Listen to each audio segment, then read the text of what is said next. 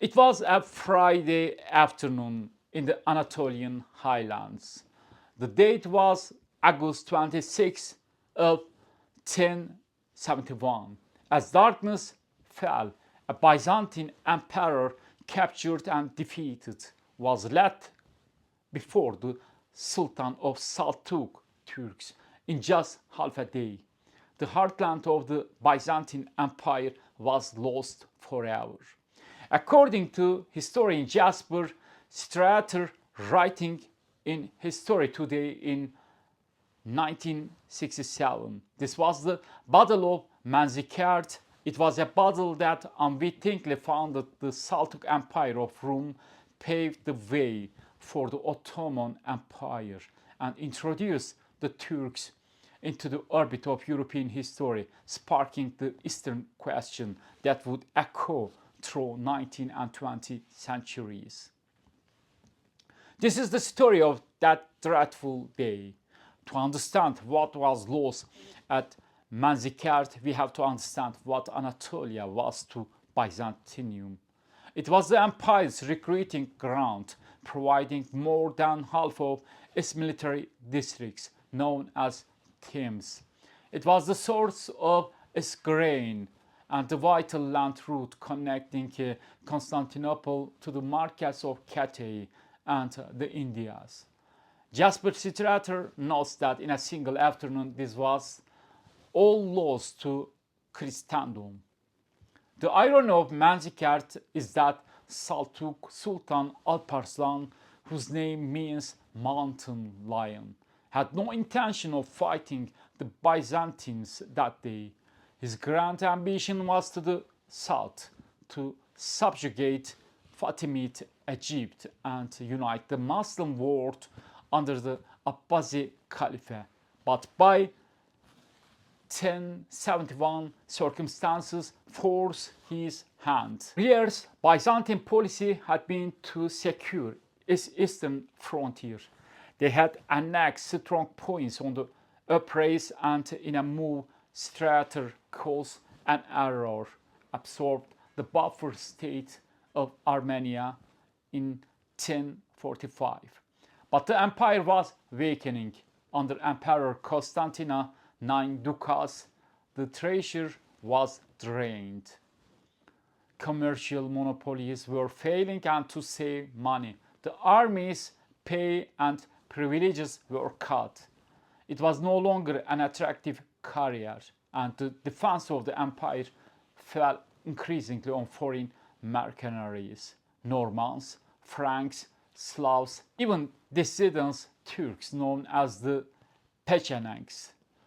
By 1067, Turkish horsemen had reached the shores of the Aegean.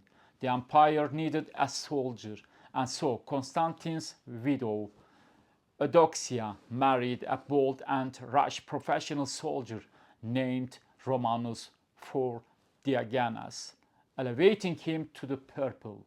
For Romanus, the key to stopping the Turks was Armenia.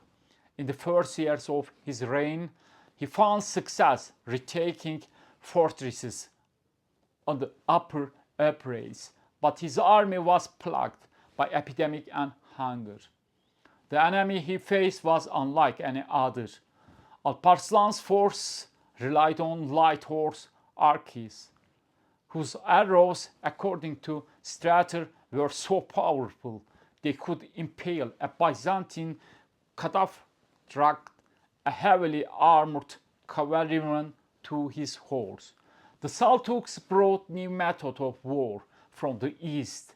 Each horseman rode with a spear mount carrying reserves of arrows and rations of millet and dried meat. The tactics were built on speed, surprise, and discipline. A force would assemble in a square, then split into 4 groups, each following a different line of advance. Before reaching their objective, they would subdivide again into 12 companies, all sweeping forward in a coordinated attack. Arslan himself was a formidable figure. Arab chroniclers record his immense height and strength. His mustaches were so long, Strater knows with a touch of color that he would note them behind his head when riding into battle so they wouldn't interfere with his aim. He was described as a man of ruthless purpose but chivalrous in victory, a precursor of Saladin, known for his generosity to Christians, Jews, and Muslims alike. By the day of Manzikert, Alparslan's dominion stretched from Afghanistan to the desert of Egypt. By his side was his great Wazir Nizam al-Mulk, who would later shape the statecraft of the Seljuk Empire and found the great Nizamiye University in Baghdad, where his friend, the poet Omar Khayyam, would add lustre to the Seljuk court. The year 1007 was a year of maneuvering. Both Romanus and Alparslan needed time. Romanus needed to rebuild his army and treasury, while Alparslan needed to secure his northern flank before marching on Egypt and the Fatimid Caliphate. A truce was negotiated, but it was shattered by a dramatic incident. Alparslan's own brother-in-law, a man named Arslan, crossed into Byzantine territory claiming sanctuary. When a Byzantine general, Manuel Comnenus, confronted him, fighting broke out and Manuel was captured. Arslan offered to release Manuel if sanctuary was granted. Romanus agreed, but Alparslan captain Afshin demanded the truce be honored and the rebel be handed over. When Romanus refused citing his honor, Afshin laid waste to the province of Cappadocia. Despite this, Romanus was using this time, but he paid a heavy price. In a move Strater calls a diplomatic failure, he lost the alliance with the Fatimid Cairo by banning Fatimid prayers in Constantinople's mosque. He ensured that Aleppo, a key city between two powers, could expect no help from its Christian ally. As 1071 dawned, the situation escalated. Afshin captured the fortress of Manzikert and Argiz. In response, a great Byzantine army began assembling at Erzurum. Romanus sent an ambassador to Alparslan with an ultimatum: return the fortress and stop incursions in exchange for gold and a fortress. Alparslan understood this as a threat. Afshin returned from his raids with a report. Byzantium was weak, seeing he could not turn his back on his threat. Alparslan abandoned his march on Damascus. He sent the imperial bow through his lands, the signal for all Seljuk tribes to muster, and rode north to meet the emperor. In Romanus' camp, a vast force had assembled. Over 100,000 men, there were the Tims, a regular army of some 80,000.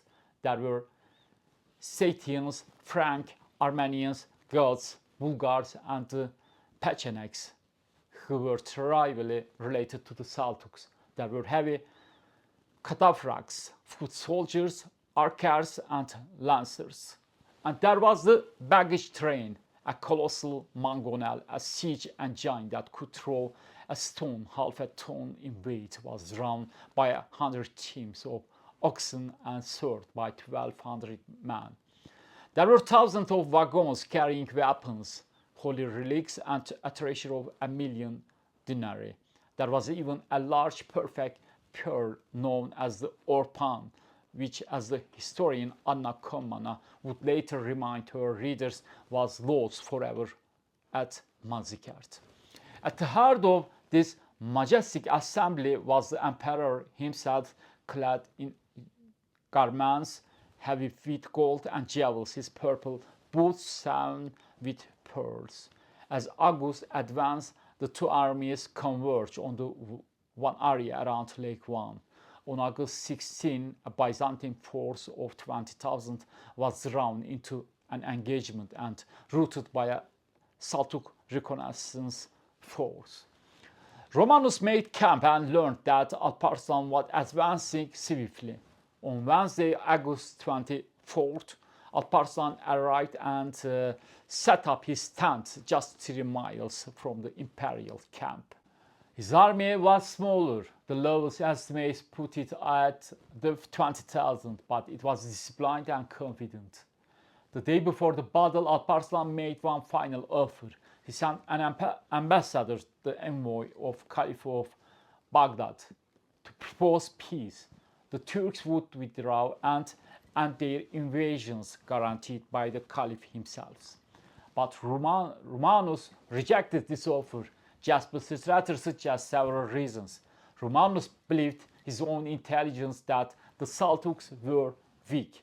He feared the offer was a trick to buy time for Turkish reinforcements. He worried about the morale of his own multi-ethnic army. Would the Armenians or the Pechenegs betray him? And there was the immense cost of his army. The treasury was drained. He had to win a decisive victory.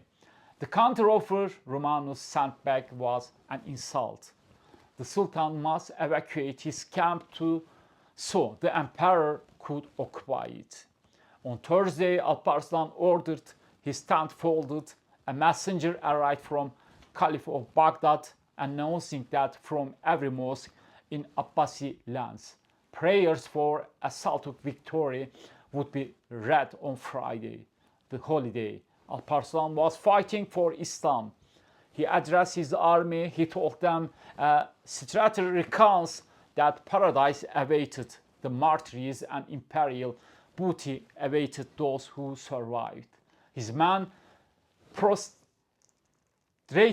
themselves toward Mecca. They watched their sultan knot his long horse tail and tie up his famous mustaches. He set aside his bow and quiver, mounted his horse, and took up his mace and sword. From the Byzantine lines came the chanting of priests, parading holy relics through the ranks. The field of Manzikert was open, rolling country south of the Murat Chai River and north of Lake Van. There were no obstacles to pin down an elusive enemy, conditions that the Emperor Leo's manual of war had specially warned against. Romanus advanced slowly across the plain. The Seljuk horse simply retired before him, refusing a pitched battle and covering their withdrawal with a relentless cloud of arrows. The Byzantine army was arrayed in 3 divisions: the right, the center, and the emperor, and the left. A reserve under a man named Andronicus Ducas was composed of mercenary cavalry. By late afternoon, they had advanced over the empty site of the Sultan's abandoned camp.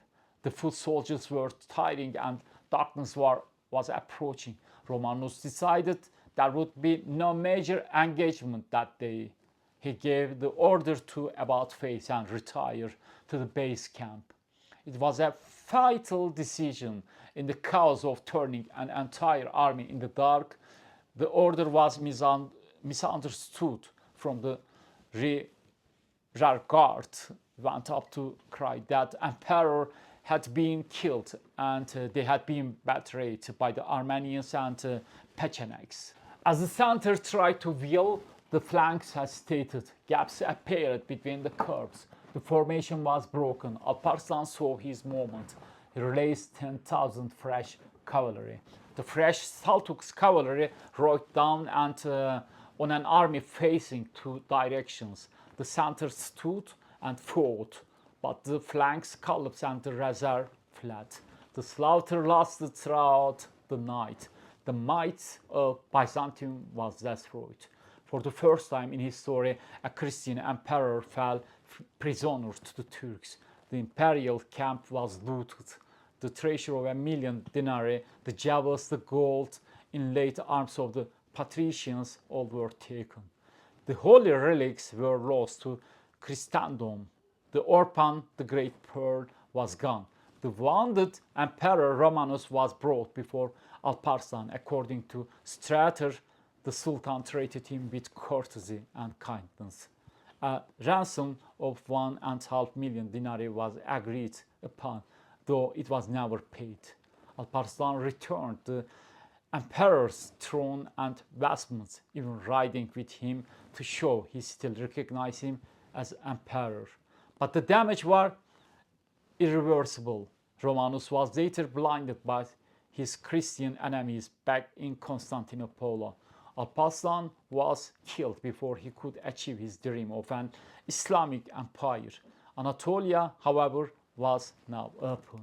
As Jasper Strater concludes, the Turk ravaged Anatolia. The early churches of Anatolia were never again to be in a Christian dominion.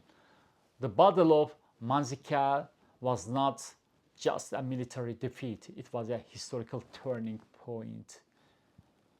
In half-day, the heartland of the Byzantium was lost, and the founder of the Ottoman Empire was late.